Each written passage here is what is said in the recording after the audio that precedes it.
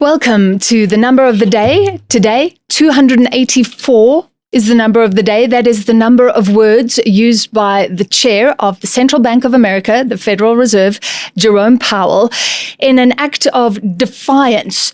This man is usually the epitome of restraint, but he released a statement Sunday night saying that he was being targeted by US President Donald Trump. He is now being investigated by US investigators over a renovation that the Fed Reserve has undertaken of two historical buildings.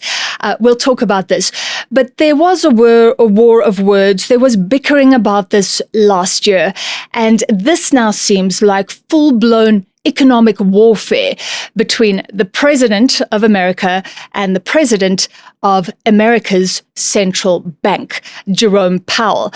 To look at the history, the White House said last year that it had concerns about this refurbishment of two historic buildings in Washington.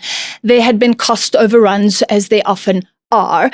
There was even a very awkward tour of the building about middle of last year involving Trump and Powell, and then the bickering began and was on display for the world to see. But this is really upping the ante, and it has rocked markets today. The usually restrained Powell framing this now as a direct attack on the independence of the Fed Reserve.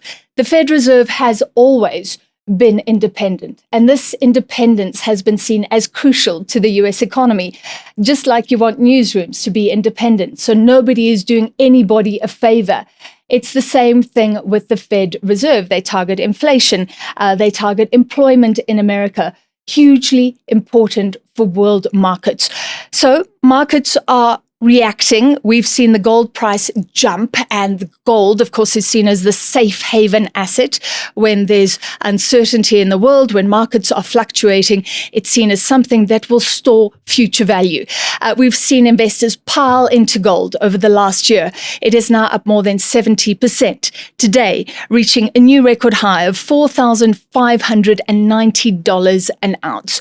And of course, this is not bad news for South Africa because our miners have benefited. They're benefiting today. The JSE is up. Resources stocks are soaring.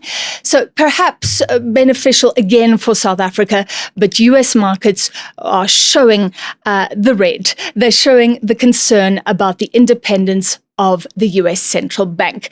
Now, if you are interested, let's look at the renovations. $2.5 billion. That is the price tag there. A cost overrun. It was meant to be $1.9 billion. And these are two century-old buildings in Washington. So the Fed said they began the refurbishment and then literally hit a swamp. Hitting a swamp because there was an old marsh under this building and the groundwater was higher than it should have been, so they had to start pumping water out, raising costs.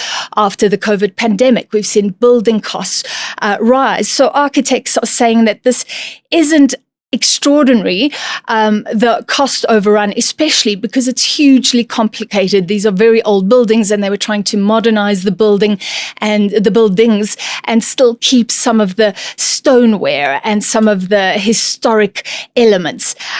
Jerome Powell, interestingly enough, said last year that he took this on because most Fed chairs, most people leading any institution don't want to take on a project like this in the middle of their term, which has a limit, a term limit. So he said that he decided to do it. And I guess that shows that the old adage may be true, that no good deed goes unpunished.